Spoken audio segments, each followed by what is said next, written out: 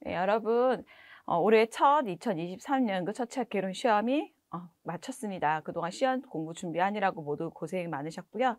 이제 좋은 점수를 받으신 분도 있지만 내년을 또 준비해야 되시는 분들도 있으실 거예요. 결과가 어떤지는 간에 여러분이 꿈꿨던 그 길을 향해서 꾸준히 나아가는 데 더 초점을 두셨으면 좋겠습니다. 자, 2023년 응급처치학 개론 문제가 올라왔습니다. 그래서 그에 따라서 제가 좀 기출을 분석해 봤어요. 자, 일단은요, 총론은 열문항입니다. 25%를 차지하고 있고요. 강론은 30문항 75%, 강론의 비중이 훨씬 더 올라가 있습니다. 자, 그렇다는 건 뭐예요? 강론은 우리가 지금 알고 있는 응급처치학과 관련된 문제가 훨씬 더 많이 나온다는 거고요. 그만큼 경찰 지금 현재 특성이 임상경력 2년 이상의 사람들을 뽑고 있죠. 그래서 임상 경력을 중요하게 생각한다는 거를 반증으로 볼 수 있습니다. 자, 응급처치학 개론 총론을 좀 보도록 할게요. 응급의료 체계는요, 5문항 나왔고 전체 비중으로 따지면 12.5%. 그다음에 환자 이송 및 구급차 이송은 3문항 나왔어요. 7.5%. 대량 재난에서 2문항. 그래서 5% 비율을 차지하고 있습니다. 그럼 처음에 소방 쪽에서 고시한 시험 범위에서 어느 부분이 나왔는지 보도록 할게요. 자, 응급구조사의 안녕 부분 나왔습니다. 셀리의 스트레스 이론 나왔죠. 그건 응급구조학 개론 책을 봤어야 됐고요. 의료 법적 책임은 3문제 나왔어요. 응급의료에 관한 법령 119 구급에 관한 법률 나왔고요. 응급의료 통신 및 기록은 119 구조에 관한 법률에다가 119 현장 지침에서 그 기록과 관련된 방법에 대해서 서술한 게 있어요. 그 부분이 나왔습니다. 자, 그다음에 환자 및 구조 이송에서는요, 특수사항 전문 응급처치학과 함께 항공생리를 같이 알고 있어야 풀 수 있는 문제가 6번 문제에 한 문항 나왔고요. 구급차 운용 같은 경우에는 특수사항 전문 응급처치학과 함께 응급의료에 관한 법률 시행 규칙을 함께 봐야 하는 문제가 출제됐습니다. 자, 재난관리 같은 경우는요, 자, 특수사항 전문 응급처치학과 119 현장 지침을 함께 봤을 때 이제 풀 수 있는 문제가 나왔고요. 특수재난 같은 경우에는 재난 응급의료 비상 대응 매뉴얼 화학 재난 파트에서 나왔습니다. 그래서 이번 시험을 마치고 나서 이 참고 문헌들 보고 나면요, 자, 다음번 시험 볼 때 어떤 자료들을 참고해야 될지 저희가 알 수 있습니다. 첫 번째, 응급구조학 개론을 봐야 합니다. 즉 응급구조학 개론이라는 책이 있거든요. 거기에서 거기에 있는 목차가 여기랑 거의 흡사해요. 그래서 개론을 한 번쯤 봐야 된다는 거고요. 자, 저 역시도 응급의료에 관한 법률, 응급의료 종사자의 책임과 의무와 관련된 것만 낼 줄 알았더니 예비병사 문제 나왔죠. 그렇다는 건 뭐예요? 응급의료에 관한 법률, 시행령, 시행규칙을 전반적으로 다 알고 있어야 된다는 얘기가 되고요. 그 다음에 119 구조 구급에 관한 법률 알아야 되고 119 현장 지침 참고하시되 어느 파트만 총론 파트와 관련된 부분만 좀 챙겨봐야 된다는 걸 알 수 있습니다. 자, 그 다음에 특수상황 전문 응급처치학. 이것도 응급구조학 전공서적이에요. 거기 있는 서적을 봐야 된다는 얘기고요. 그 다음에 재난응급의료 비상 대응 매뉴얼에서 각 특수 재난과 파트 되는 거는 여기를 참고하면 된다는 걸 알 수 있습니다. 자, 응급처치학 개론 강론입니다. 자, 전문 심장소생술 22.5%, 9문항 나왔고요. 전문 소아소생술은 2문제 5% 나왔고, 전문 외상 처치술은 10문항 25%. 내과가 생각보다 파트가 좀 적었죠. 내과 응급은 7문항 17.5, 특수응급은 2문항 5%의 비율로 나왔습니다.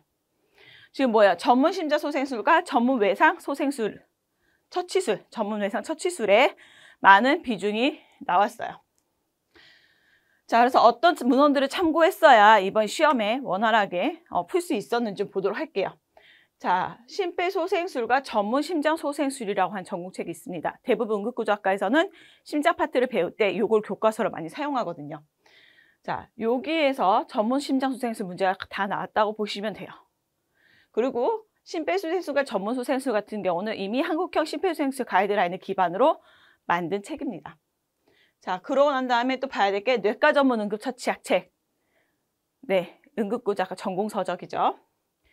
나오고 있고, 그다음에 손상 기자가 외상 진료 책에서 119 현장 지침도 함께 조금 봤어야 됐습니다. 어떤 거냐면 중증 외상의 기준 하는 거. 자, 그다음에 전문 외상 처치술들은 전문 외상 응급처치약 책과 ATLS에 대해서 조금 알고 있었으면 훨씬 더 좀 도움이 되었습니다. 자, 그다음에 내과 응급은 다 내과 전문 응급처치약에 있는 내용으로서 문제가 나왔고요. 자, 소아응급은 소아 전문 응급처치약 책이 있어요. 그 책 전공서적이 나왔었고, 산부인과 응급은 특수상황 전문 응급처치약 책에서 출제가 되었습니다. 자, 그래서 중요한 건 뭐예요? 뭐가 제일 중심이어야 된다? 응급구조학 전공서적이 중심이 먼저 돼야 됩니다. 그게 학습이 되고 난 다음에 그러고 나서 추가적으로 공부가 필요하다는 걸 이번에 알 수 있었어요. 자, 응급처치학계론 기출 분석입니다. 자, 전문 외상처치술과 전문 심장소생술 두 개 다 합쳐서 약 절반 정도의 문항이 출제됐어요. 가장 비중이 높다는 겁니다. 자, 그 다음에 내과 응급과 응급의료 체계의 개요가 그 다음 순서를 이루고 있고요. 그 다음에 환자 이송, 대량재난, 전문소생술, 특수응급은 비중이 훨씬 더 제일 낮았습니다. 자, 그래서 공부를 하실 때 어디에 더 집중을 해야 돼요? 전문 외상처치술과 전문 심장소생술에 더 중점을 둬서 공부를 해야 된다고 볼 수 있습니다. 자, 기출 난이도입니다. 자, 보게 되면은 이거 난이도는 이제 제가 봤을 때 이건 좀 어렵게 느꼈었겠다. 이건 쉬운 거다. 이건 굉장히 쉬운 거다. 제 나름대로 주관적인 기준을 갖고 나눠봤어요. 자, 상은요. 저도 잘못 문제 읽으면은 틀릴 수 있었던 문제들이고요. 자, 난이도 상으로 볼 수 있는 문제는 한 15%, 중상은 17.5, 중은 25%, 중하는 27.5, 하는 15% 정도가 나왔습니다. 그래서 전체 난이도는 중 수준이고요. 난이도는 너무 평이했다라고 보입니다. 이거 첫 시험이어서 그렇게 난이도가 높진 않을 거라고 생각은 했지만 설마 국시 수준으로 맞추겠냐, 그거는 좀 높겠지 생각했지만 거의 국시 수준으로 나왔어요. 그래서 이번 첫 시험은 난이도는 중이었다. 그렇다 하더라도 앞으로 학습하실 때 중 난이도에 맞춰서 하시면 안 됩니다. 만약 여기서 조금이라도 난이도를 올리면은 생각한 점수가 안 나오실 수 있어요. 그래서 좀 더 난이도를 높이 올려서 공부를 하셔야 고득점에 갈 수 있습니다. 자, 문제 유형을 분석을 해봤어요. 제가 동형 모의고사를 준비하면서 뭐라 그랬었냐면 요즘 추세는 모든 시험들이 긍정형 문항들이 많아지는 추세다. 부정형 거의 쓰지 않는다.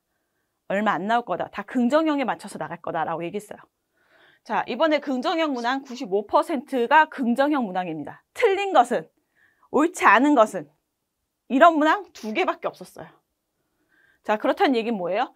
긍정형 문항에 익숙해져야 된다는 거고, 솔직히 출제자 입장에서는요, 부정형 문항이 만들기 훨씬 쉬워요. 정말 빠르게 빨리빨리 문제 낼 수 있어요. 대신에 부정형 문항은 뭐냐면 내가 잘 몰라도 맞출 확률이 많이 올라가요. 부정형 문항은. 왜냐면 하나만 걸러내면 되니까. 근데 긍정형 문항은요. 지금 이번에 사지선다죠. 그럼 거기서 3개를 걸러내야 돼요. 그러니까 훨씬 더 정확하게 잘 알고 있어야 풀 수 있는 문제들로 구성되었다는 얘기예요. 그거를 볼 수 있는 반증적이 뭐냐면, 자, 여러분, 조합형 문제 이번에 출제되지 않았습니다. 그런 거 있잖아요. 다음 중 가장 옳은 조합은 뭐 기역, 니은, 디귿, 디귿, 리을, 막 이런 거 있죠. 조합형 문제의 문제가 뭐냐면 내가 잘 몰라도 우연찮게 맞출 수 있는 비율이 굉장히 높은 유형 중에 하나예요. 그래서 뭔가 공식력을 갖고 변별도를 갖춰야 되는 문제 시험에서는 그런 조합형 문제는 더 이상 내지 않는 게 추세입니다. 즉 조합형 문제가 출제되지 않았던 건 뭐예요? 정확히 아는 사람만 풀게 하겠다는 거예요. 그래서 뭐냐면 매력적인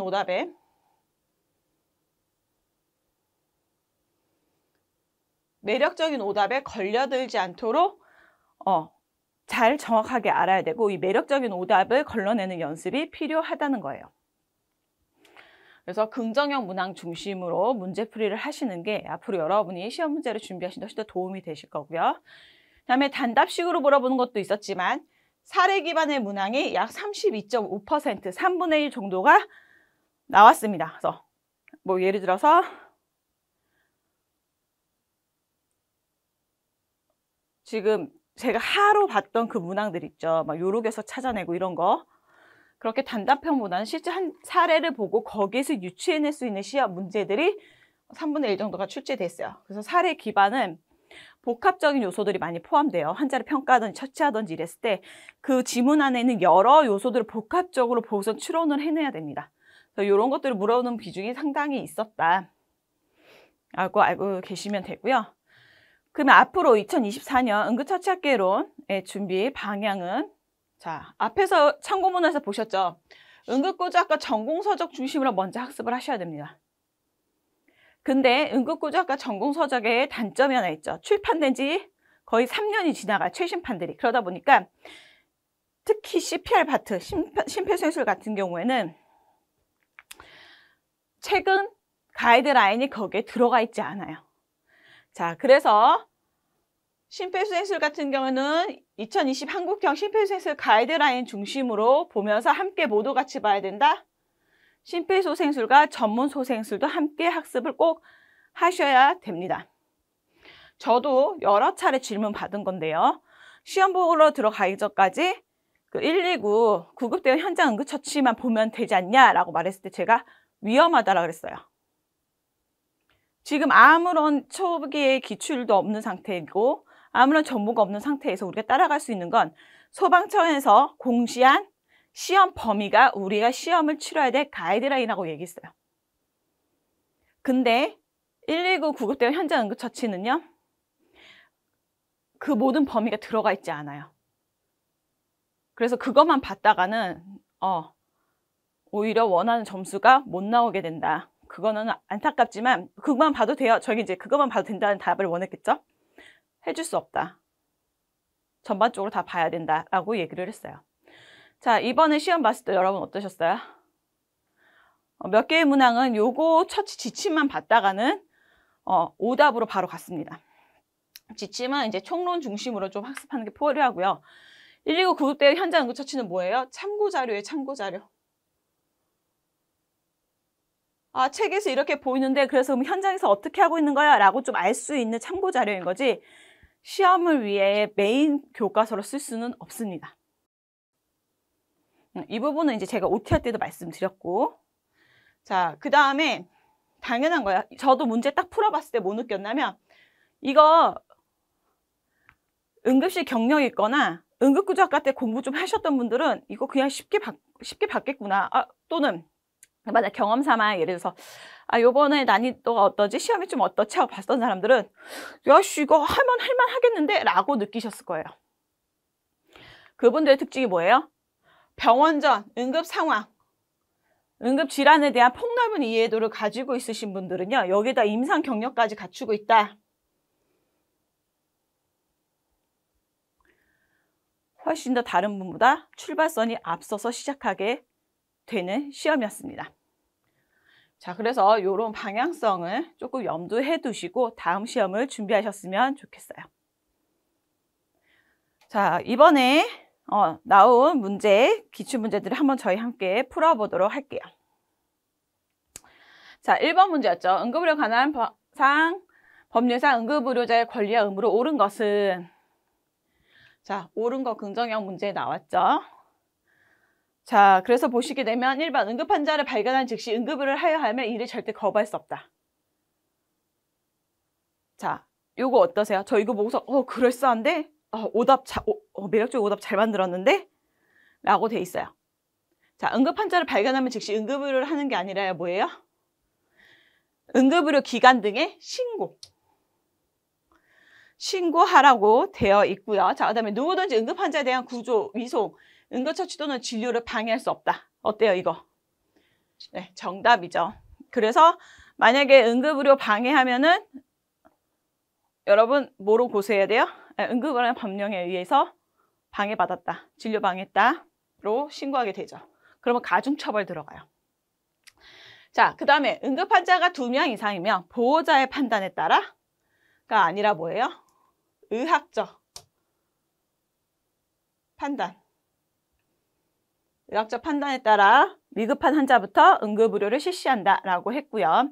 자, 응급 환자가 의사 결정 능력이 없는 경우 환자에게 응급의료를 설명하고 그 동의를 받아야 한다. 자, 응급 환자가 의사 결정 능력이 없어요. 자, 그러면 뭐예요? 법정 대리인. 자, 법정 대리인에게 먼저 동의를 얻고, 법정 대리인이 없다. 그럼 뭐예요? 동행인. 인에게 얻도록 되어 있죠. 자, 그 다음에 한스셀리의 스트레스 단계를 오른 것은, 그래서 자신을 괴롭히는 스트레스에 대응하면서 시작되고 시간이 지나면서 스트레스 원에 무뎌지고 적응하게 된다가 핵심 포인트고요. 그 다음에 혈압이나 맥박 같은 생리적 지표가 정상으로 돌아온대요. 자, 여기가 핵심 키워드입니다. 그래서 답은 저항 단계이죠. 자, 저항 단계는 스트레스에 적응이 시작되고 바이탈 사인이 왜 투쟁 도피 반응으로 확 올라왔던 교감신경계가 안정화되면서 바이탈이 스테이블해지는 단계가 저항 단계이죠. 자, 경고 단계는 뭐예요? 스트레스에 노출되면서 시작이 되는 거죠. 자, 그래서 교감신경계가 자극되고 투쟁 도피 반응이 나옵니다. 자, 소진 단계는요. 스트레스원에 계속 노출돼가지고 이제 내가 이 스트레스를 어떻게 했었는지 저항이 감소되어 있는 상태예요. 자, 여러분 심각 단계는요. 뭘까요? 한스셀리는 경고, 저항, 소진 단계 3개만 얘기했거든요. 자, 요거는 없는 말인데 그럴싸하게 잘 지어낸 답안입니다. 자, 3번 119 구조 구급에 관한 시행 규칙상 응급 환자 등의 이송 거부에 관한 내용으로 옳은 것은 라고 되어 있어요. 자, 구급 거절 거부 확인서는 2년간 보관하여야 한다. 자, 2년이 아니라 뭐예요? 3년. 그래서 제가 말씀드렸죠. 서류에 쓰는 거는 얼마? 모든 건 몇 년 보관, 기본이 다 3년 보관이라고 네, 기본서 강의 때 말씀드렸어요. 아이고, 답이 벌써 나와버렸네요. 자, 3년이고 이송을 거부한 응급 환자가 1회에 걸쳐 한국 사람 3-4번 좋아하는데 한 번은 너무 짧죠. 이거는 2회에 걸쳐서 서명을 거부한 경우 구급 거절 거부 확인서에 의사의 서명이 아니라 누구예요? 의사가 아니라 이 상황을 목격한 사람에게 서명을 받도록 돼 있습니다. 그리고 이 상황을 목격한 사람의 성명과 연락처를 함께 기재하도록 되어 있고요. 자, 그 다음에 구급 거절 거부 확인서를 작성하여 이송을 거부한 응급 환자 또는 그 보호자에게 서명을 받는다가 정답이죠. 만약 이들이 2회에 걸쳐서 얘기했는데도 거부할 경우에는 네, 그 상황을 목격한 목격자에게 받도록 하고 있습니다. 자, 4번. 이 문제가 나올 줄은 저도 생각 못했어요.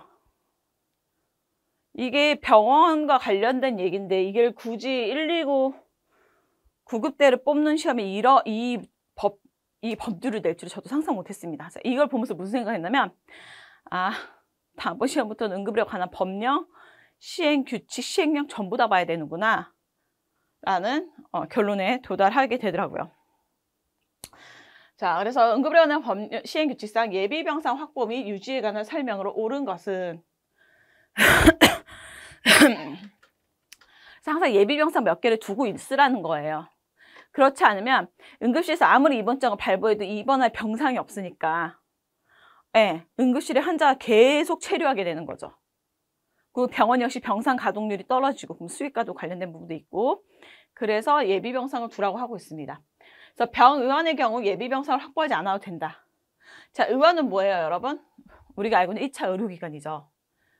근데 문제는 병원은 다 둬야 돼요. 병원은 뭐예요? 입원시설을 갖춘 데죠. 쉽게 말하면. 그래서 종합병원, 병원, 뒤에 병원자 붙는 데는 다 예비병상을 확보해야 됩니다. 그리고 예비병상 수는 병상 수의 300분의 1이 아니라 100분의 1을 확보해야 되고요. 자, 응급의료기관은 응급실을 전담한 의사가 입원을 의뢰한 응급환자에 한하여 예비병상을 사용하도록 해야 한다. 맞아요. 응급실에 있는 사람들이 올라갈 수 있게 만들어 놓은 게 예비병상이에요. 응급실 체류율을 낮추기 위해서. 매일 오후 6시 이후에는 응급실에 있는 응급환자들 입원 등의 필요성이 더 많이 요구되는 환자의 수는 예비병상을 사용할 수 있다. 10시입니다. 오후 10시가 기준이에요. 그래서 답은 3번입니다. 자, 그 다음에 구급활동 유지에 관한 사항으로 옳은 것은 옳지 않은 거, 아는 문제 하나 나왔죠.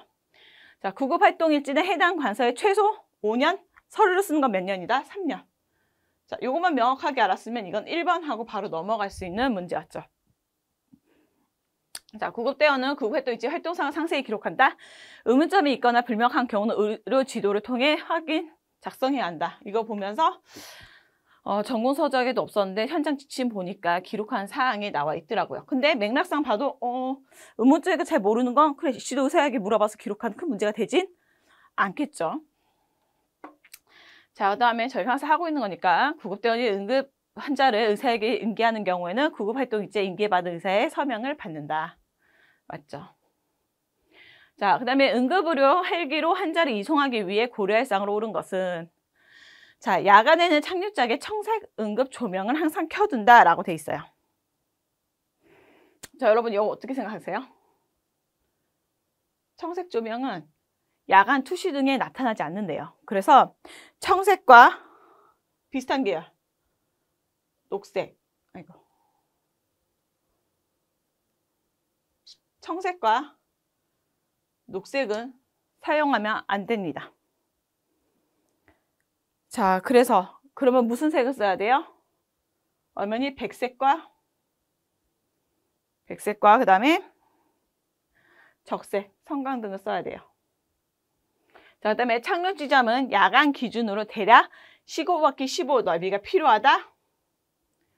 30 곱하기 30이 필요합니다. 이거는 응급구조학과 전공 서적에 명확하게 나와 있고요. 꼬리 회전 날개가 작동하는 경우에는 응급의료 헬기 뒤쪽으로 접근한다. 제가 강의 때 계속 강조했던 부분이죠. 절대 뒤로 접근해서는 안 된다. 후미로 접근해서는 안 된다. 라고 했고요. 자, 그 다음에 고도가 올라갈수록 산소압이 저하되므로 환자에게 산소 공급과 환기를 시행할 때 주의가 필요하다. 정확하게 아닌 걸 배제하면 딱 하나 남습니다. 4번. 왠지 맞을 것 같죠? 왜냐면 기압이 올라갈수록 공기가 달라지는 법칙들이 있으니까요.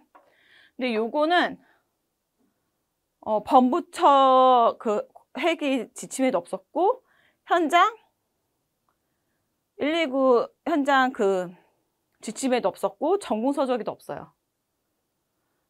즉 나머지 정말 명확히 아닌 게 왜 아닌 걸 다 배제하고 나면 답을 고를 수 있는 문제였습니다. 자, 그래서 어떤 법칙들이 두 개 나타나면 보일의 법칙. 보일의 법칙과 그 다음에 달톤의 법칙을 알고 있어야 돼요.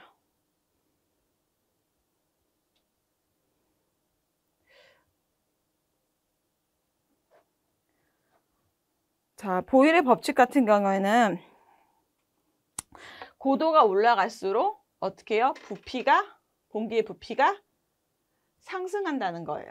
달톤의 법칙은요? 산소 분압은 기압이 올라가더라도 그 전체 공기 압력은 동일하다는 거예요. 산소의 압력은 유지가 돼요.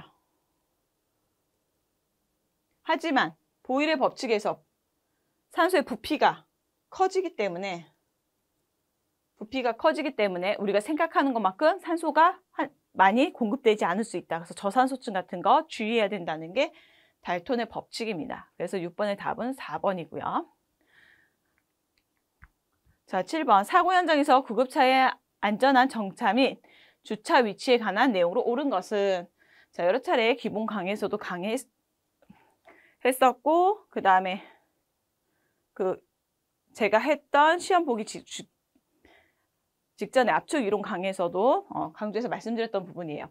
그래서 자동차에 화재가 있는 경우 또는 유독가스가 누출되거나 이럴 경우는 뭐예요? 현장에서 최소 15m가 아니라 30m다.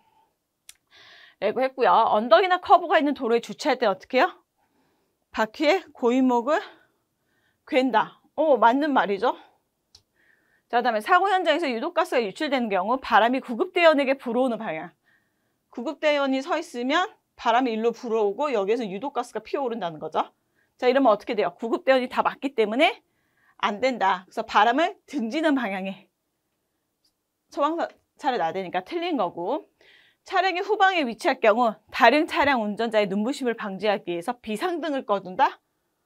여러분 비상등을 꺼뒀다가는 그 뒤에 구급차가 있는지 모르기 때문에 오히려 2차 사고 위험이 커진다 해서 틀렸어요. 답은 2번이 되겠습니다. 8번 응급의료에 관한 법률 시행규칙상 구급차의 관리 방법으로 옳은 것은 자, 1번 감염 예방을 위해서 구급차는 월 1회 이상 소독하여야 한다. 업체를 통해서 월 1회 이상 하죠. 그래도 뭐예요? 주 1회 이상 해야 되고 사고를 대비한 책임보험 및 종합보험에 가입되어 있어야 한다. 맞죠? 사고를 대비해서 이거 2개 가입돼 있으라고 명시에 나와 있어요. 이거 맞는 말이에요. 자, 그다음에 구급차의 연료는 최대 주입량의 5분의 1이 아니라 제가 문제에서도 강조했었죠. 4분의 1의 상태로 유지해야 되고요. 그다음에 구급차의 감염 관리를 위해 세부 사항은 자, 여러분 소방서에 있는 구급차가 소방서에서 운영하지만 이 구급차에 운영되는 거는 어떤 법에 걸려 있어요? 응급의료에 관한 법령에 있는 기준에 따라서 관리되고 있습니다. 자, 그러니까 소방본부장이 아니라 뭐겠어요? 보건복지부 장관. 자, 그래서 소방본부장도 보건복지부 장관이 정하는 바에 따라서 관리를 하도록 되어 있습니다. 그러니까 답은 2번이고요. 자, 9번 다수 사상자가 발생한 교통사고 현장에서 40대 남자에 대한 평가가 다음과 같을 때 이 환자의 중증도 분류로 옳은 것은 자, 요거 문제만 봤을 때는 무슨 방법 사용하라는 것 같아요? 우리가 다수 사상자 발생했을 때 크게 2가지의 중증도 분류를 씁니다. 현장 전에서. 뭐예요? 모디파이드 마스. 그 다음에 스타트. 모디파이드 마스 같은 경우에는 환자들이 여러 명 모여 있어요. 그러면 어떻게 해요? 자, 여러분 걸어진 사람 걸어 나와 보세요. 이렇게 걸어 나오게 해요. 그럼 다 비응급이네. 이제 남아있는 사람 중에 평가하는 게 마스고요. 비응급, 응급, 긴급, 지연으로 분류된 환자들의 각 개개인의 중증도를 판단할 때 뭐를 쓴다? 스타트를 사용한다 그랬어요. 자, 여기 보면은 40대 남자에 대한 평가. 딱 한 사람 지목했죠. 그러니까 뭐예요? 스타트법에 대해서 물어보는 거예요.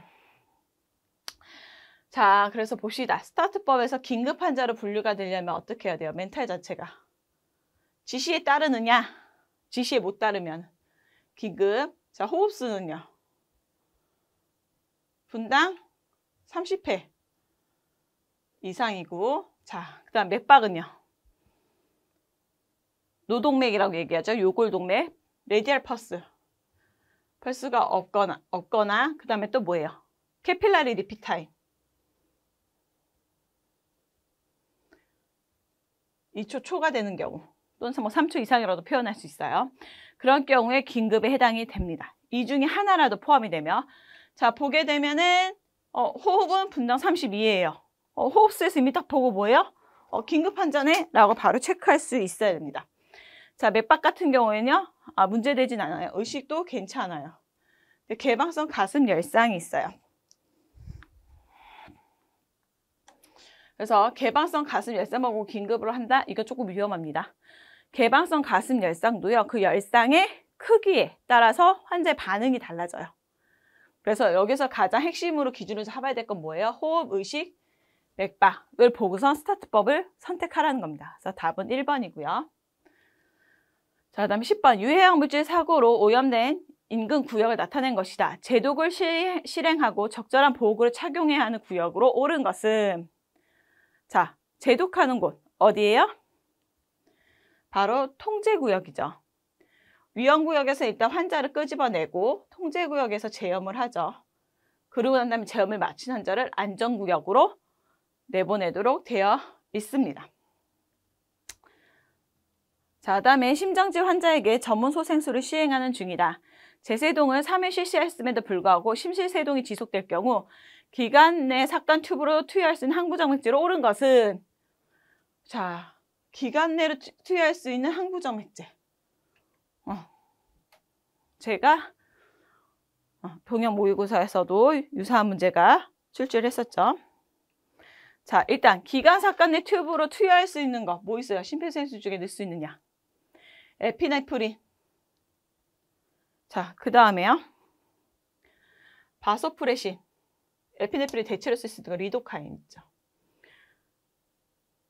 자, 그래서 전문시에서 시행한 주기다. 제세동 3회를 실시했음에도 심시세동이 지속되면 이때 줄 수 있는 약 뭐 있어요? 3회 제세동 후에도 심시세동 지속된다. 그럼 줘야 되는 약 아미오다론이냐 또는 리도카인 둘 중에 하나 아무거나 줘도 상관없죠.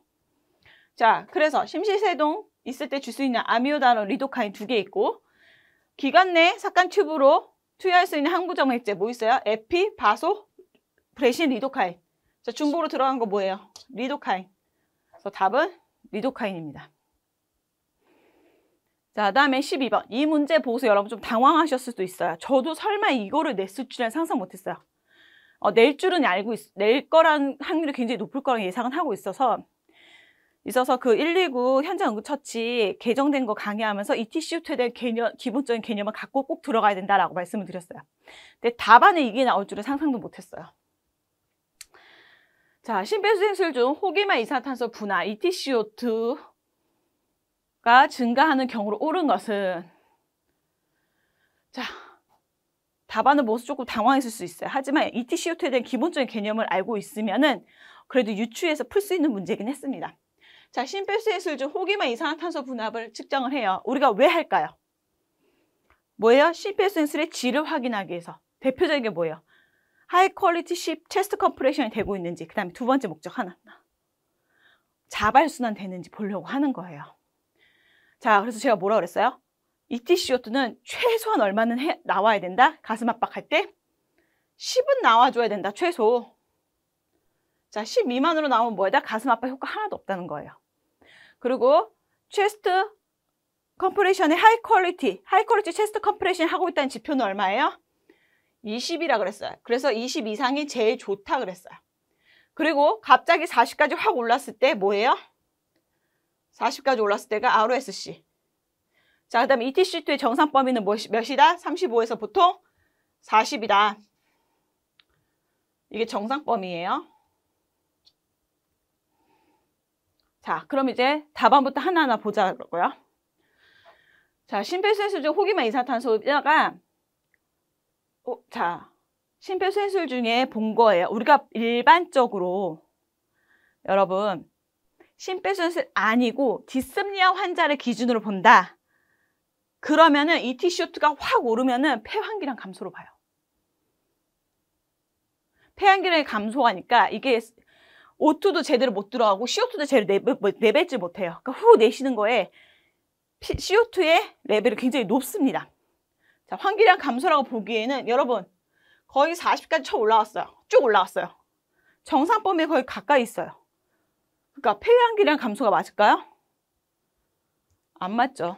그 CPR 상황에서 하는 목적과 맞지도 않고요. 자, 그 다음에 여러분 에피네프린과 ETCO2가 관계있다는 거 문헌 한 번이라도 본 적 있으세요? 못 봤어요. 자, 근데 중탄산 나트륨 투여 잠깐 머뭇거릴 수 있어요. 이거 세모하고. 자, 부적절한 가슴 압박. 자, 여러분 어때요? 부적절한 가슴 압박이려면 얼마까지? 최소 10 미만으로 내려가야겠죠? 내가 봤더니 20이 요 정도고 0이 여기고 10이 요 정도라 보면은 뭐 그럭저럭 하고 있어요. 그렇게 하고 있다가 여기 막 올라가죠. 그럼 뭐야? 하이 퀄리티 CPR 체스트 컴프레션 될 수도 있다는 거예요. 그래서 부적절한 가슴 압박은 아닙니다. 답은 중탄산 나트륨 투여예요. 이렇게 정확하게 아닌 걸 알고서 배제해 나가면은 유추할 수 있는 문제긴 했어요. 왜냐면 실제로 CPR 할 때 바이카보네이트를 주는 거는 ABG를 보고 pH를 팔로우한 상태에서 줄 수 있거든요. 그래서 설마 시험에 중탄산 나트륨은 안 나오겠지라고 생각했는데 냈더라고요. 자, 그래서 이렇게 40까지 쭉 갑자기 오른 경우는 두 개다. ROSC 됐을 때랑 뭐다? 우리가 비본이라 얘기하는 바이카보네이트 중탄산 나트륨을 투여할 때 생깁니다. 중탄산 나트륨을 투여하면요 순간적으로 몸에 이산화탄소가 많이 만들어진다 그래요. 그래서 확 올라간대요. 답은 3번이었고요. 자, 50대 여자에게 보이는 심전도이다. 환자는 어지러움증, 가슴 통증, 호흡곤란을 호소하고 혈압은 70에 40mm로 측정되었다. 이때 필요한 처치를 옳은 것은 자, 여러분 어지러움증, 가슴 통증, 호흡곤란을 호소한대요. 이거 뭐예요? 언스테이블한 상태인 거죠. 우리 몸의 혈력학적으로 불안정한 상태라는 사인을 바로 나타내고 있습니다. 거기에다가 혈압을 하나 더 추가해 줬어요. 뭐예요? 하이포텐션이라는 거를, 저혈압 상태라는 거를 바로 알려주고 있습니다. 자, 그러면서 심전도를 한번 볼게요. 뭐예요? 자, 일정하죠? QRS 간격이. 그 다음에 어떻게 해요? 넓어요.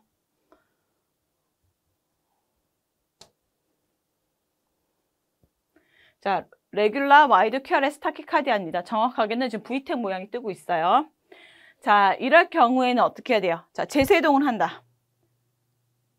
자, 재세동을 하려면 뭐가 없어야 돼요? 펄스가 없어야겠죠? 근데 펄스가 없다는 말이 문제에 단서가 나와 있지 않아요. 이건 아니죠. 자, 가슴 압박을 실시한다. 가슴 압박을 실시하려면 뭐 해야 돼요? 얘도 역시 펄스가 없어야겠죠. 그래야 CPR을 시작하니까 안 돼요. 자, 에피네프린을 투여한다. CPR 상황에서는 할 수 있겠죠. 근데 여기 뭐예요? 펄스가 없다라는 게 안 나와 있어요. 그러니까 얘도 아니에요. 답은 뭐예요? 동시석 심조일전환을 100줄로 시행한다. 그래서 레귤러 와이드 QRS 타키카디아 때는 100줄로 이니셜에 싱크로나이즈드 카디오 버전을 하죠. 자, 다음에 14번. 심정지 환자가 발생하여 현장에서 환자를 처치하고 심전도를 확인하였다. 모든 심전도 확인 시 환자의 맥박이 촉지되지 않았을 때 전기 충격이 필요한 리듬으로 오른 것은, 이 문제는 정말 우리가 프리하스피탈 쪽에서 일을 하겠다라고 마음먹었을 때 누구나 다 그냥 눈 감고도 찍을 수 있는 문제여야 돼요. 아주 기본 문제고요. 그냥 점수 맞으라고 준 문제예요. 저 이거 보면서 눈을 의심했잖아요. 그래서 심정지 환자가 발생해서 현장에서 심정지 환자로 이미 얘기를 해줬어요. 심정지란 건 뭐예요? 이미 펄스가 안 만져진다는 거죠. 심전도 확인을 했대요. 전기 충격이 필요한 리듬으로 오른 것은 친절하게 샤커브 리듬. 샤커브 리듬을 하라고 아예 친절하게 얘기해줬어요. 자, 여러분 몇 번이에요, 이거는? 말할 것도 없죠. VPB죠. 심실빈맥입니다. 자, 3번은 무슨 리듬이에요? PSV. 스프라벤트리크 타키카디아, 심실상 빈맥이고 얘는 에이시스톨. 자, 이런 리듬이 나왔어요. 근데 심정지래, 맥박이 없죠. 그러니까 뭐예요? 문맥석 정교해도 PA. 자, 얘네 두 개는 뭐 해야 돼요? 그냥 체스트 컴프레션 하는 거죠. 그래서 답은 1번입니다. 이거는 틀리시면, 이런 문제 절대 틀리면 안 돼요. 자, 그 다음에 15번. 사무실에서 근무하던 50대 남자가 갑자기 쓰러져 현장에서 시행한 심전도이다. 의심할 수 있는 소견으로 옳은 것은, 자, 갑자기 50대 남자가 현장에서 쓰러졌대요. 그래서 딱 답안을 봤더니 전벽, 측벽, 사이벽, 아랫벽. 아, 11리드에서 MI가 어디 부위에 왔는지 찾아내라고 하는구나 라고 생각하고 접근하시면 됩니다. 그러면 ST 엘리베이션이 어디 있는지 봐야겠죠. 자, ST 엘리베이션이라 하면은 어디 기준이에요? P, QR, ST, P, QR, ST가 있을 때 베이스라인으로 얘기하는 거 있죠. TP 세그먼트, TP 분자, 요 라인 기준이에요. 그리고 이쪽에 TP 분자가 연결을 했을 때 여기 ST 분절이 올라갔느냐를 보는 게 ST 엘리베이션입니다. 자, 그래서 올라간 그 부분들을 이렇게 보면은요, 2, 3, AVF가 올라갔어요. 2, 3, AVF. 그러면 어디예요? 밑에서 위로 찍는 거죠. 그래서 바로 아랫벽 심근경색 인페리어 MI라고 볼 수가 있습니다. 그래서 제가 강조했던 거, 인페리어 MI인 걸 봤을 때 NTG 바로 준다? 바로 주면 안 된다. 못 찍어야 된다? 리버스로 찍어서 우심실 경색인지 꼭 확인해 줘야 된다라고 하면서 그때 투쓰리 AVF 강조했었던 부분입니다. 자, 16번. 구급 현장에서 급성 관상동맥 증후군 환자에 대한 처치로 옳은 것은, 자, 1번. 정맥로 확보는 중심 정맥을 우선으로 한다. 자, 중심 정맥이면 여러분 제일 먼저 떠올려야 될 거 뭐예요? C라인 잡는 거. 이런 거 현장에서 당연히 안 되죠. 그래서 중심 정맥이 아니라 말초 정맥. 팔의 말초 정맥을 우선으로 하는 거고요. 동맥경 산소 포화도가 94%이면 호흡곤란이 없더라도 산소를 투여한다. 자, 제가 강의 때 누누이 얘기했어요. 뭐나 이제 더 이상 아니라고. 94%까지 뭐다? 정상이다. 굳이 산소 줄 필요 없다. 산소 많이 주면 오히려 산화 스트레스 때문에 결론은 환자의 모탈리티와 모비디티가 안 좋아진다. 이제 산소 무조건 주는 거 아니다라고 그랬어요. 자, 호흡곤란이 있으면 주지만 호흡곤란이 없으니까 굳이 산소를 안 줘도 돼요. 그러니까 틀렸어요. 자, 니트로글리세린은 혀 밑으로 투여하고 투여 후에도 흉통이 없어지지 않으면 5분 간격으로 3회까지만 반복할 수 있다. 자, 어때요? NTG. 흉통이 없어지지 않으면 5분 간격으로 3회까지 반복 투여할 수 있다. 이거 맞죠? 자, 그다음에 평상시 수축기 혈압보다 30mmmercury 이상 낮아진 환자라도 수축기 혈압이 90mmmercury 이상이면 니트로글리세린을 투여한다. 자, 니트로글리세린 줄 때 적응 중에 하나가 뭐야? SBP. 90mmmercury 이상일 거. 근데 결론은 뭐예요? 혈압이 낮은 환자한테 주지 말라는 의미예요. 근데 저혈압의 데피니션을 보도록 할게요. 저혈압의 데피니션 중에 하나가 뭐예요?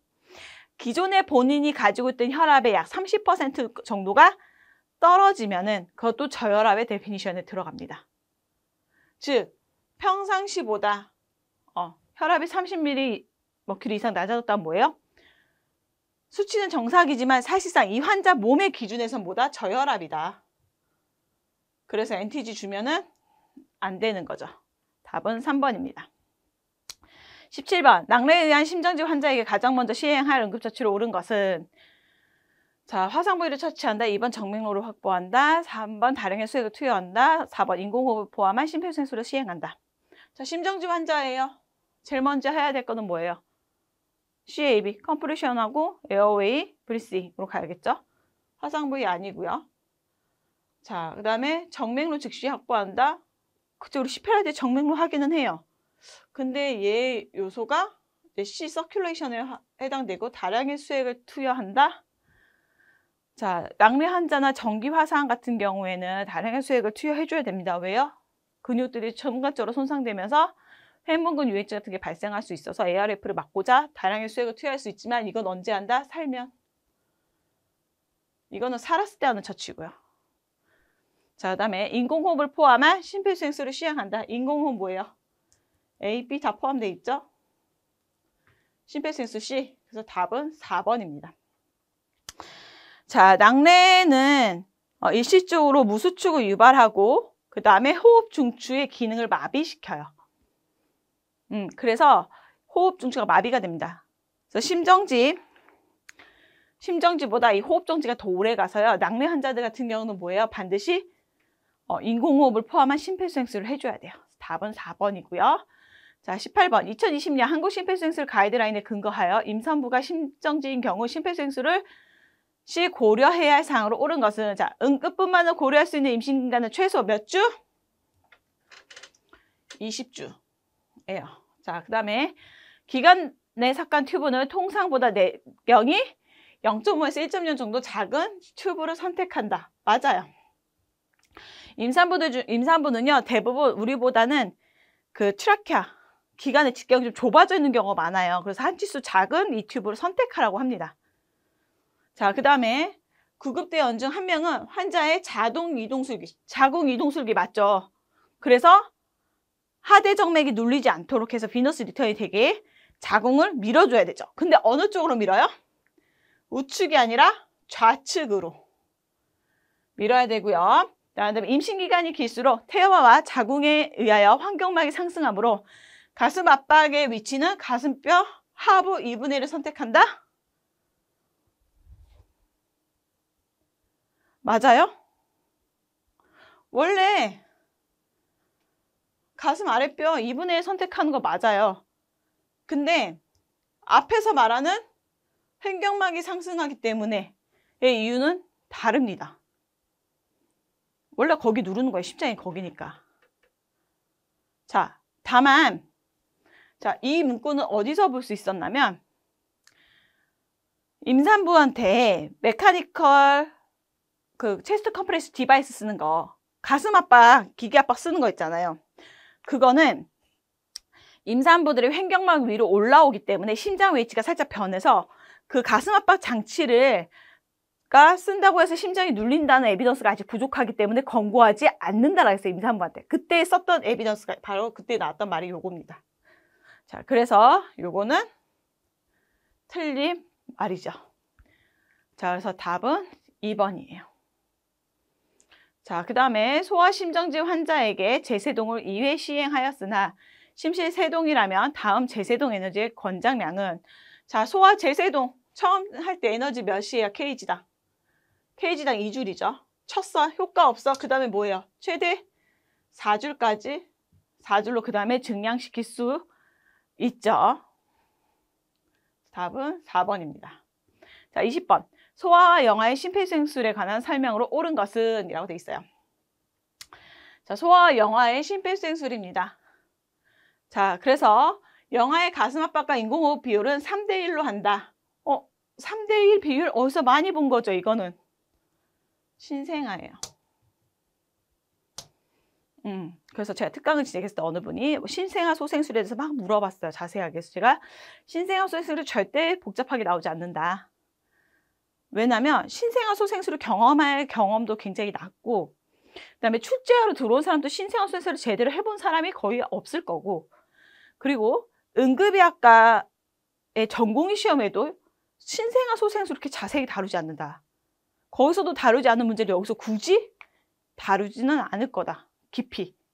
그래서 압박 비율, 그 다음에 심폐소생술을 시작한 시점, 그 다음에 가슴 압박, 위치, 뭐 요 정도만 나오지 그렇게 깊게 나오진 않을 거라고 얘기했어요. 자, 그래서 3대1 비율 요거 하나 나왔어요. 신생아 소생술 답안으로. 자, 영아의 가슴 압박, 소아와 영아의 가슴 압박은요, 비율이 3대1이 아니라 1인 구조 시에는 1인 구조자 있으면 뭐예요? 30대2. 2인 구조자면 15대2가 되는 거죠. 자, 그 다음에 영아와 소아의 가슴 압박 위치는 동일하게 적용한다. 자, 여러분 가슴 압박 위치 어때요? 두 개 같나요? 영아와 소아 좀 다른 건 구분하고 계셔야겠죠? 영아는 유두선 가상선 바로 아래, 소아는 가슴 하방뼈 2분의 1이고요. 자, 그 다음에 소아의 가슴 압박 속도는 분당 140회, 굉장히 빠르죠? 100에서 120회 유지해야 되고, 영아의 가슴 압박 깊이는 가슴 앞뒤 두께의 3분의 1 정도다. 이게 제일 중요하죠. 답은 4번입니다. 그래서 가슴 압박 깊이의 3분의 1이라고 되어 있는데, 그래서 소아 같은 경우에는 그게 약 4에서 5cm 정도, 영아는 약 4cm 정도가 가슴 앞뒤 두께의 3분의 1이 된다고 해요. 약이 아니구나. 죄송해요. 영아는 4cm. 요 정도 누르면 결론은 가슴 앞뒤 두께의 3분의 1 정도다라고 하고 있는 거고요. 자, 21번. 다음 중 중증 외상 환자로 분류되어 권역 외상센터로 이송이 필요한 환자는 단 2019년 손상 환자 현장 분류 기준 지침서를 근거로 한다. 라고 되어 있습니다. 그래서 보면은 GCS 몇 점 이하부터? 13점 이하부터 중증 외상이죠. 자, 그래서 뭐야? GCS 12점. 맞네요. 호흡수는 분당 26회의 기준이 아니라 29회 초과. 자, 그 다음에 근위부 경골이 아니라 뭐예요? 장골. 우리 몸의 긴 뼈들. 그 다음에 수축혈압은 100이 아니라 시스톨릭 90 미만.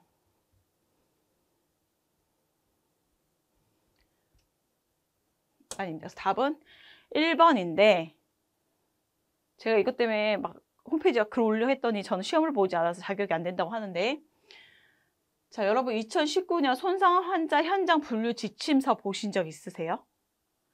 응급구조학과 전공서장에는 2011년도 거 돼 있고요. 제가 CDC까지 들어가고 계속 뒤졌잖아요. 한 3시간 동안. 내가 혹시 못 찾는 거 아닌지. 없더라고요. 그 2011년에 나온 환자 현장 분류 지침서랑, 그 다음에 119 현장 응급처치에 있는 중증 외상 환자 그 기준이랑 거의 흡사한데 밑에 몇 개가 살짝 달라요. 그래서 그냥 유추하는 건데, 아마 그 119 현장 그 지침서 2019년도 거를 반영해서 만들었나 싶기도 한데 찾을 수 없다는 거. 그리고 지금 2021년도에 저도 찾다 알게 된 건데 1년에 한 번 기준이 좀 바뀌었더라고요. 지금 여기 나와 있는 이 기준은 같고 나머지 뭐 열량이라든지 뭐 바이탈과 세부한 기준은 조금 변경된 게 2011년에 개정됐었어요. 그래서 여기 2019년이라는 거 어디서 이 자료를 접근할 수 있는지 현재 의문입니다. 뭐 문제 푸는데 큰 문제는 없었어요. 그러다 보니까 이 문제와 관련돼서는 각 연도별로 어떻게 변화가 돼 있는지를 좀 비교해서 알아볼 필요가 있을 것 같아요. 자, 그 다음에 22번 50대 남자가 공사 현장에서 5m 길이 철근에 가슴 윗부분 관통상을 입고 신고되었다. 이 환자의 적절한 이송 처치로 옳은 것은 1번 현장에서 철근을 완전히 제거해 주의하며 헬기 이송. 자, 연조직에 어쨌든 뭔가 물건이 박히면 뺀다? 구급차에 못 실는 경우로 빼고서는 빼면 안 되죠. 그래서 틀렸죠. 자, 그 다음에 현장에서 철근을 완전히 또 제거한대요. 이것도 틀렸어요. 자, 현장에서 철근을 자르거나 제거하지 않고 고정한 상태로 구급차 이송. 원칙적으로는 이게 맞아요. 그래서 저도 처음에는 이걸로 갔다가 잠깐만 하고 봤더니 문제에서 뭐예요? 5m 길이의 철근이에요. 5m가 구급차에 들어갈 거예요? 못 들어간다는 얘기예요. 그러니까 결론은 어떻게 해요? 좀 잘라야 돼요. 잘라버려야 돼요. 그래서 이것도 틀렸어요. 그래서 현장에서 관통상 바깥 부분을 고정하고 철근을 자른 후 상처 부위를 응급처치하면서 구급차로 이송한다. 답은 4번입니다. 간혹 이거 몇 cm 위에 자르라고 이런 얘기 없었으니까 틀린 거 아니에요 이러지만 여러분 포린바디가 박혔을 때 그럼 박힌 데 비로부터 위로 몇 cm 잘라야 된다는 기준은 없어요. 어떤 기준이 있어요? 구급차 안에는 들어가게 잘라야 돼요. 네, 그래서 답은 4번입니다. 그다음에 23번 주택 화재 현장에서 화상을 입은 30대를 구의 법칙을 이용하여 평가하고자 한다. 손상 부위가 머리와 목 전체, 오른쪽 다리 앞면, 오른쪽 팔 전체로 확인이 되었다. 화상의 총 면적은 자 그래서 보시게 되면 머리와 목 전체가 어떻게 해요? 9%. 오른쪽 다리 앞면만 9%. 그 팔은 전체가 9%. 그래서 3, 9, 27. 생각보다 룰 오브 9은 굉장히 문제가 쉽게 나왔죠. 그래서 이 룰 오브 9 쉽게 나왔습니다. 자, 다음 24번. 체중 20kg인 7세 여아가 횡단보도를 건너는 중 신호 위반 차량에 치여 대량 출혈이 발생했고 혈압 저하 등 쇼크 증상이 나타나고 있다. 쇼크 관리를 위한 수액 소생술의 초기 용량은 몇 밀리터인가? 요거 지금 많이 얘기 나오고 있죠. 119 현장 지침에는 kg당 5ml로 되어 있다. 그 다음에 10ml까지 뭐 증량학습에 나왔으니까 1번 아니냐 얘기하는데 자 여러분 현장 119 현장 그 지침은요 우리나라의 그 병원 현장의 상황을 감안해서 만든 거예요. 그래서 소아는요 기본적으로 플루이드 리서시테이션 할 때 기본은 kg당 20을 먼저 주는 거예요. 다만 하나 고려할 거는 뭐냐면 심장, 선천적으로 심장에 문제가 있는 애들은 뭐예요? 카디악 컨트리션이 떨어지기 때문에 kg당 10ml를 먼저 주는 거예요. 10ml를 먼저 줍니다. kg당 20ml를 먼저 줘요. 그러고 난 다음에 어떻게 해요? 체액 부족분이 충분히 보충이 되거나 실혈량을 보충해서 괜찮아지면 그때 절반인 kg당 10ml로 줄일 수 있어요. 심장은요, kg당 5ml로 줄일 수 있어요. 자, 그러면 119 현장 응급처치에서는 왜 kg당 5ml라고 얘기하느냐?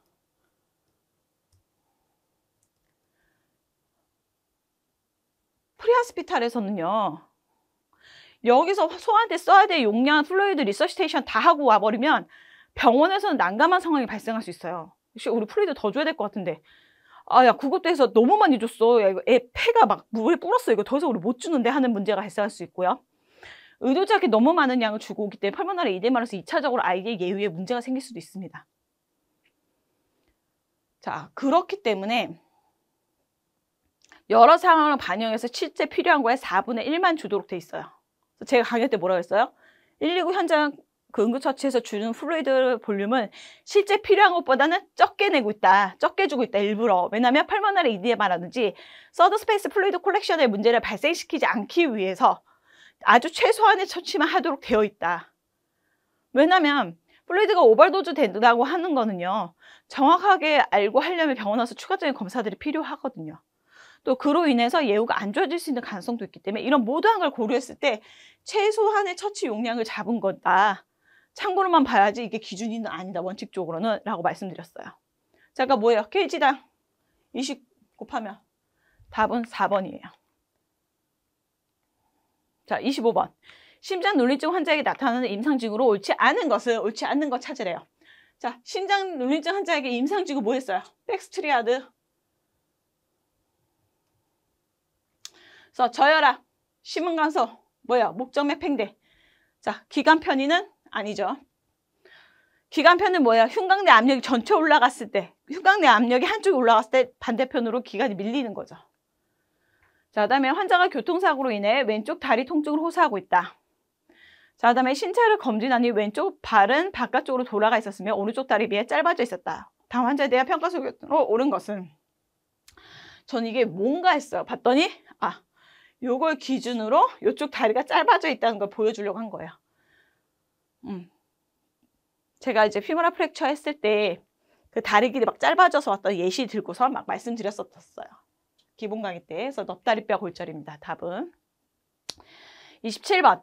다음 환자에게 즉시 필요한 처치로 옳은 것은 자, 30대 남자가 고속도로에서 운전 중 가드레인에 정면으로 충돌하였다. 환자의 의식은 명료하였으나 가슴 통증을 호소하며 혈압은 90에 60mmmercury, 호흡은 분당 24회, 그 다음에 호흡곤란이 점점 악화되고 있다.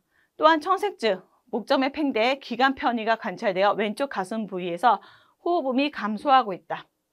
자, 이 환자한테 즉시 필요한 처치로 옳은 것은 자, 가슴 통증을 호소한대요. 고속도로 중에서 가이드를 정면으로 박쳤대요. 그러니까 핸들에 어디에 뭐 가슴팍을 부딪혔겠죠? 혈압은 90에 60. 뭐 혈압은 90에 60이면 민비피 따졌을 때는 뭐 괜찮아요. 일단은 어쨌든 호흡은 24회, 분당 24회로 좀 올라가 있는데 호흡곤란이 점점 악화된대요. 자, 그러면서 청색증, 목정맥 팽대, 기관 편의가 관찰된다. 자, 이렇게 하면 뭐예요? 긴장성, 기흉 또는 공기가습증이라고 얘기하죠. 자, 긴장성 공기가습증이 있을 때 제일 먼저 해야 될 거 뭐예요?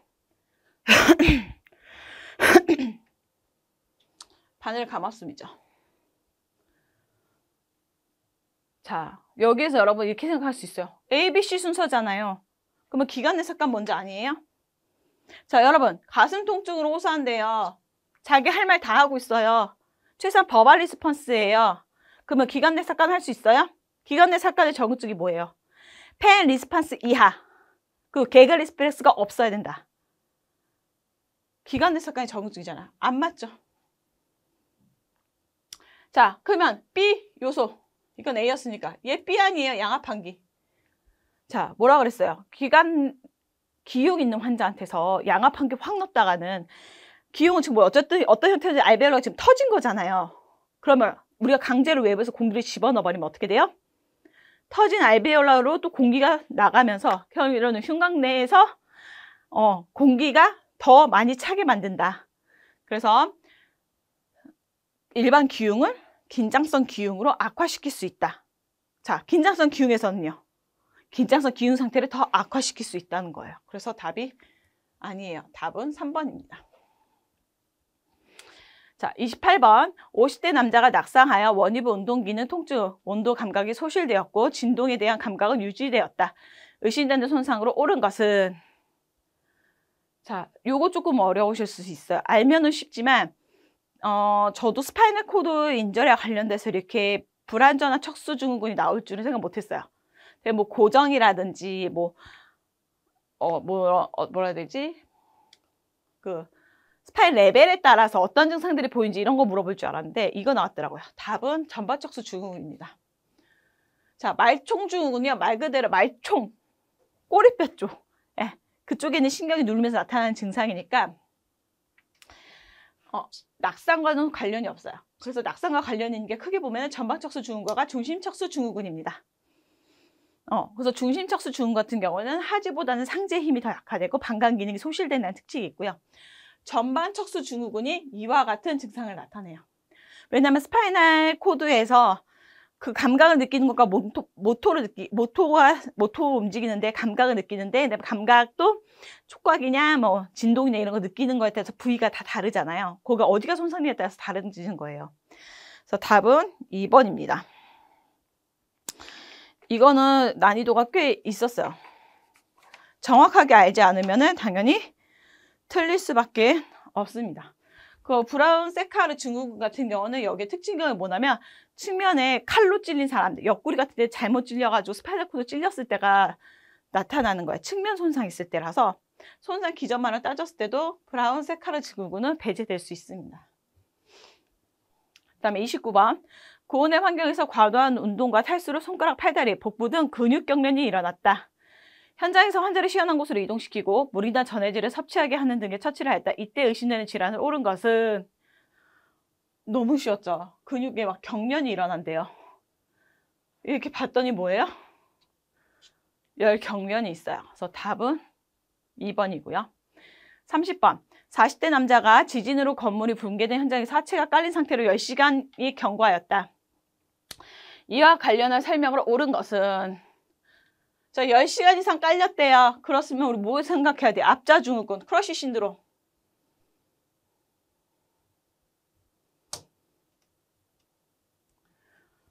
자, 그래서 칼륨을 다량 투여하여 심부전을 예방한다. 자, 압자증후군 됐을 때 뭐예요? 근육이 꽉 눌리면서 근육세포들이 터지면서 근육 안에 있어야 돼. 칼륨들이 밖으로 빠져나오는 게 문제죠. 그러면서 물건 눌려있던 거를 올리는 순간적으로 몸이 쫙 순환하면서 그 뭉쳐있던 칼륨 농도들이 어떻게 전신순환하면서 어떻게 부정맥 일으켜서 카디악 어레스트 날 수 있고, 또 근육의 안에 있던 근육에 있는 효소들이나 노폐물들이 몸에 빠져나오면서 걔들이 순환하면서 뭐 어때요? 순간적으로 급성 심부전, 레날 페일리어 만들어서 문제라고 했어요. 그래서 칼륨을 다량 투여하면 어떻게 돼요? 가뜩이도 고칼륨증에 문제가 있는데 죽겠죠. 틀렸어요. 자, 혈액량 증가로 쇼크가 발생할 수 있으므로 압박물을 우선 제거한다. 아니죠. 압박물을 제거했다가는 국소적으로 뭉쳐 있었던 이런 칼륨이라든지 몸의 노폐물들이 전신순환을 하면서 카디악 어레스트 문제도 발생할 수 있고 레날 페일리어를 만들 수 있어요. 그래서 이렇게 오랫동안 깔려있는 사람들은 제일 먼저 해줘야 될 게 뭐예요? 플루이드 리서시테이션. 플루이드를 먼저 쫙 놔줘서 그 노폐물들을 희석시키는 작업이 제일 먼저 필요해요. 최근에 유키즈에서 그 터키 지진 난데 구호 갔다 왔던 국군 간호장교들이 했던 말이 뭐냐면 환자가 건물 때문에 깔려 있어서 봤는데 혈관이 안 보여서 정말 해부학적 위치로 찔렀는데 그때 혈관이 확보돼서 너무 다행이었다라고 얘기했어요. 깔려있는 상태에서 라인을 확보했어요. 왜? 갑자기 들어 올리면 전신에 그 국소적으로 뭉쳐있던 노폐물과 칼륨 이런 문제의 전해질들이 전신순환하면서 문제를 일으키니까. 그래서 플루이드 리서시테이션이 우선입니다. 그러고 나서 들어 올려야 돼요. 자, 그 다음에 압박물을 제거한 후 정맥로를 확보하고 고장성 용액을 다량 투여한다. 자, 여러분, 플루이드 리서시테이션 뭐잖아? 등장성 용액이다. 등장성 용액 중에서도 노말셀린과 락테이트 링거 솔루션을 권고하고 있어요. 같은 등장성이라도 플라즈마는 안 돼요. 플라즈마는 포타슘 수치가 더 많이 포타슘 좀 더 많이 들어가 있는 플루이드라서. 자, 그래서 고장성이라서 이거 틀렸습니다. 물론 압박물의 제거가 아니라 제거 전이죠. 정확하게 얘기하면. 그래서 고장성 용액 틀렸어요. 그리고 우리 응급구조학 전공 서적에도 안 나와 있는 부분이긴 한데요. 이게 압박증후군이 있으면은 랍도바이올리시스, 횡문근 융해증과 하이퍼칼레미아, 그다음에 하이포칼세미아의 문제가 생깁니다. 세포 안에는요, 칼륨도 있고요. 그 다음에 인도 있어요. 인도 있고 인이 있어요. 그래서 이게 세포가 파괴되면은 혈중으로 칼슘이 나오죠. 인도 밖으로 나와요. 그러면서 무슨 일이 생기냐면 얘가 칼슘이랑 같이 붙어버려요. 그러니까 혈중 내 칼슘의 농도는 떨어지게 되어 있어요. 저칼슘 혈증이 생겨요. 우리가 심정지 나는 전해질 얘기할 때 저칼륨 혈증과 고칼륨 혈증 두 개만 생각하잖아요. 5H, 5T에 나와 있으니까. 근데 여러분 그 일렉트로라이트 임밸런스에 관해서 보면요. 어떤 전해질이든 간에 너무 없거나 너무 높으면 다 어레스트 날 수 있어요. 자, 그래서 답은 뭐예요? 압박물 제거 시 저칼슘 혈증으로 인한 부정맥과 심전지가 발생할 수 있다가 답입니다. 그래서 중요한 건 내가 이거 몰랐다 하더라도요. 이거 틀린 말이야. 압박물 우선 제거 틀렸는데? 잠깐, 고정성 수액이 아니라 등장성 수액인데? 전공서적, 응급구조학의 전공서적을 보고선 수급분이 왜 아닌지 대한 근거를 명확하게 될 수 있으면 4번 답안을 선택할 수가 있습니다. 유추에서. 어려웠던 문제죠. 그럼 31번.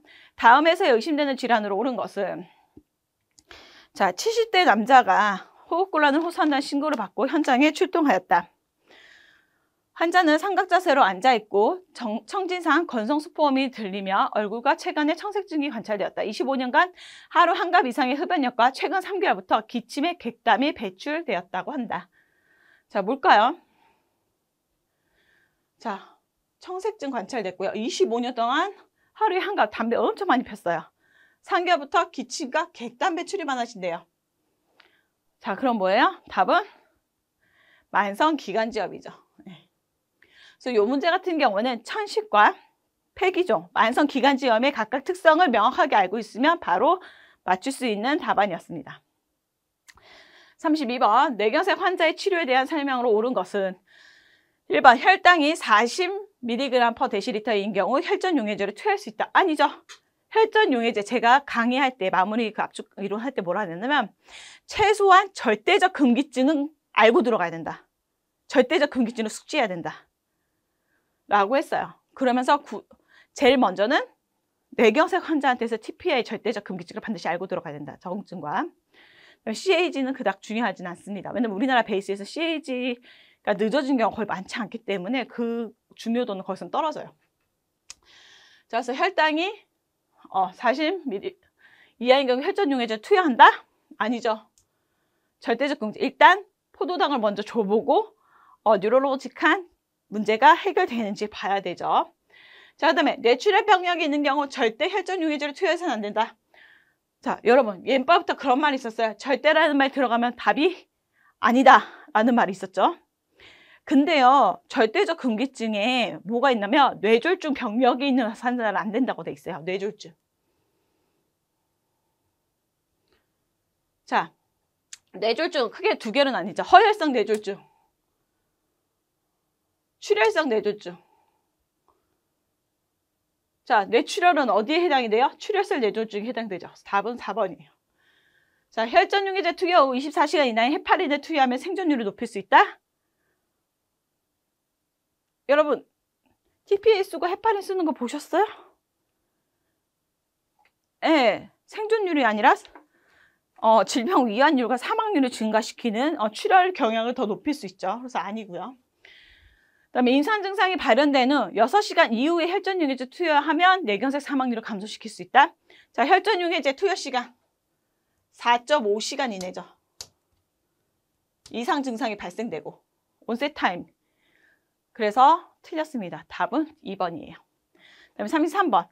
다음 환자의 최초 처치로 가장 옳은 것은 50대 여자가 전신 허약감을 호소하여 현장에 출동하였다. 신체 검진 결과 피부는 따뜻하고 건조했으며 호흡은 약 30회로 규칙적이나 깊고 빠른 양상을 보였다. 심한 갈증, 배고픔, 소변량의 증가를 호소했고 혈압은 100에 60, 맥박은 95, 혈당은 550으로 측정되었다. 혈당 엄청 높네요. 자, 이거에 대한 처치로 옳은 것은, 자, 여기서 포인트 잡고 가야 될 거 뭐냐면 멘탈이 알러트하다는 거, 말은 다 통한다는 거, 의식이. 자, 그 다음에 호흡 상태 어때요? 빠르다. 타키프니아, 비호흡이 있다. 근데 깊고 빠른 양상이래요. 그럼 이거 그림을 그려볼까요? 이런 양상이었겠죠? 이거 어디서 많이 본 건데 뭐예요? 코스막으로 호흡하고 있다는 거예요. 그 다음에 글루코즈 뭐예요? 500 넘었어. 자, 그러면서 다뇨, 다식, 다갈. 당뇨 증상이죠, 이거. 지금 뭐예요? DKA를 얘기하고 있는 거예요. DKA. 자, 제가 말씀드렸어요. 자, DKA가 있으면 우리 몸에 엑시도시스가, 메타볼릭 엑시도시스가 생긴다. 그로 인해서 보상기전으로 뭘 한다? 비노흡 과항기를 한다. 그래서 뭐예요? 아세톤 냄새에 쿠스말 호흡을 하게 된다라고 말씀드렸어요. 이 특징들을 머릿속에 딱 기억하고 계셨으면 아, 이거 DKA가 문제구나 라고 생각되실 거예요. 그 멘탈을 왜 보라고 했냐? 자, DKA는 대다수 멘탈은 다 유지가 있습니다. 의식 상태가 괜찮아요. 근데 의식이 없어요. 만약에 멘탈이 알러트하지 않아, 의식에 뭐 컨퓨즈하고 막 스투퍼스에 그 뭐예요? 같은 고혈당 문제여도 HHS일 확률이 높다라고 얘기를 했어요. HHS는 대다수 의식 변화를 가져오니까. 어찌됐든 두 개 다 제일 먼저 해야 될 건 뭐예요? 고혈당으로 인한 탈수. 그래서 제일 먼저 뭐 해줘야 돼요? 생리식염수 투여가 돼야 됩니다. 답은 3번이에요. 그래서 이거는 딱 보자마자 아, 이거 DKA야 라고 유추하실 수 있으면은 답을 맞출 수 있어요. 그다음에 34번. 다음 환자에게 가장 의심할 수 있는 소견으로 옳은 것은 40대 남자가 구토물에 피가 섞여 나와 구급대에 출동을 요청했다. 폭식 후 반복되는 구토로 인해 목 통증을 호소하였으며 과거력은 폭식증이 있었다. 답은 제가 그렇게 말씀드렸죠. 간혹 그 마리오리 마이스 증후군 같은 경우에는 이제 술 먹고 난 다음에 계속 우악 구토하다가 감력에 식도벽이 찢어지는 경우다 라고 예시를 들어드렸어요. 그래서 답은 4번이고요. 35번. 다음 50대 남자에게 의심되는 질환으로 옳은 것은 자, 구토와 옆구리 통증을 호소하며 특별한 외상 소견은 없다. 1시간 전에는 내장 불편감, 급박한 소변감, 소변 시 통증과 혈류, 30분 전부터는 옆구리 부위에 강하게 찌르는 듯한 심한 통증이 있다고 한다. 자, 구토와 옆구리 통증으로 호소한대요. 그리고 특별한 외상은 없대요. 당연히. 1시간 전부터 갑자기 발생이 됐대요. 그리고 급박한 소변감, 소변 시 통증과 혈류, 30분 전부터 옆구리 부위에 강하게 찌르는 듯한 심한 통증이 있대요. 그럼 딱 듣는 거 뭐 있어요? 요로결석이죠. 아주 쉬운 문제였어요.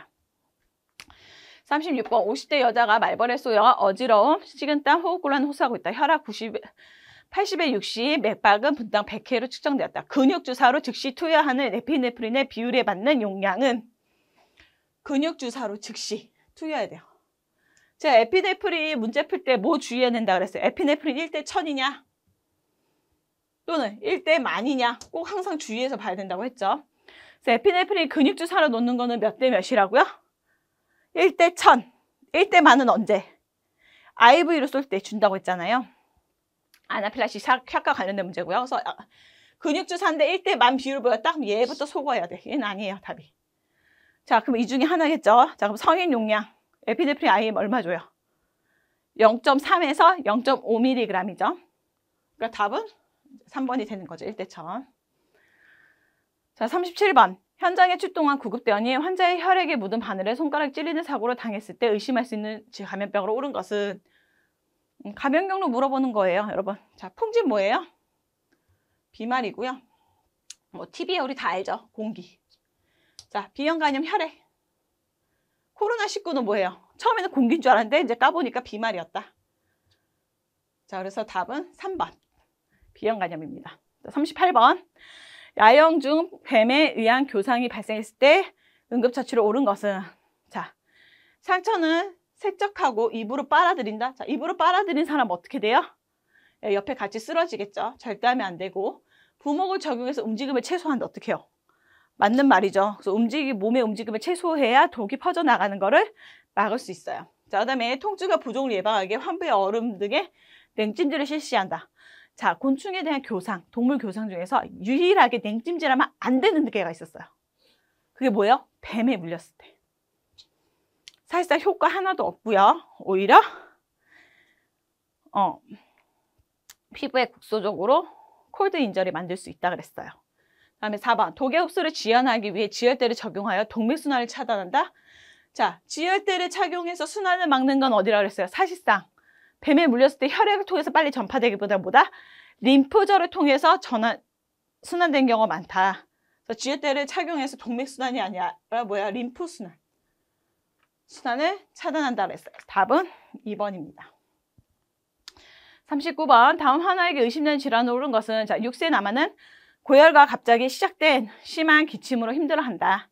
흡기 시 협착음이 들리고 침을 흘리며 삼킬 때 고통스러워한다. 안전한 이송을 위해 아이를 눕히려고 하였으나 앉아있고 싶어한다. 자 뭐예요? 자 만약에 천식이다 하면 무슨 단서가 필요해요? 휘징 사운드 얘기가 나오겠죠. 자 쿠룹은 뭐예요? 개 짖는 소리, 발킹쿠프가 특징이라고 그랬죠. 자 후두개염은 뭐예요? 침 질질 흘리면서 계속 앉아있으려고 한다고 했죠. 답은 4번 후두개염입니다. 그 다음에 40번 분만이 시작된 산모에게 구급대원이 출동하였다. 처치로 옳은 것은 자 이송을 위해 탯줄을 잡아당겨 태반이 만취되면 이송을 시작한다? 저기 똑같은 지문 제가 문제 냈었죠. 자 이렇게 했다가는 어떻게 해요? 자궁 안에 출혈을 일으킬 수 있기 때문에 절대 하면 안 된다 그랬어요. 그 다음에 신생아가 탯줄과 함께 완전히 나온 직후 산모보다 높은 위치가 아니라 뭐예요? 낮은 위치로 해야 된다 그랬어요. 그래서 산모에게 산모로서부터 피를 받았어야 된다 그랬어요. 그러면서 제가 제대열 예시 들었죠? 그 제대열이 좋긴 하지만 신생아 빈혈을 만들 수 있는 확률이 있다 그랬어요. 모체로부터 마지막에 그 피를 가져와야 아이가 빈혈에 안 걸리는데 중간에 그 피를 빼내버리는 거니까 신생아 빈혈을 일으킬 수 있는 위험성을 갖고선 제대열 채취를 해야 된다라고 했습니다. 그래서 낮은 위치고요. 자, 탯줄이 태목을 단단히 갖고 있을 경우 세배 잡아당겨서 다시 밀어 넣어준다가 아니라 조심스럽게 목에 걸린 걸 풀어줘야 되겠죠. 자, 그다음에 탯줄을 멸균된 두 개의 제대 감자를 결찰한 후 제대 감자 사이에 탯줄을 멸균 갈고 자른다. 맞죠? 다 멸균용품 사용해야 되고 신생아 배꼽이 여기 있으면 탯줄이 있으면은 배꼽으로부터 10cm 떨어진 데 하나, 여기서부터 5cm 떨어진 데 하나 결찰해서 여기를 잘라내요. 그 사이를. 자, 이렇게 해서요. 제가 기출문제 풀이까지 쭉 해봤습니다. 혹시라도 이제 답에 의견이 있다, 문제가 잘못된 게 있다라고 생각하셨던 분들한테 조금 아쉽지만 답안이 바뀔 여지는 없습니다. 전혀 혼선을 줄 수 있는 문제는 나오지 않았어요. 애초부터. 그래서 더 이상 제가 소방에서 나온 답안이 바뀔 확률은 저는 0%라고 봅니다. 자, 그래서 여러분 저희 이제 면접까지 이제 체력까지 준비하시는 분들은 마지막을 향해서 잘 준비하시면 좋겠고요. 내년에 시험을 준비하셔야 되는 분들은 다시 마음을 다잡고 좀 쉼을 가진 다음에 만나 뵀으면 좋겠습니다. 자, 오늘의 기출 풀이는 여기서 마치도록 하겠습니다. 모두 고생 많으셨어요.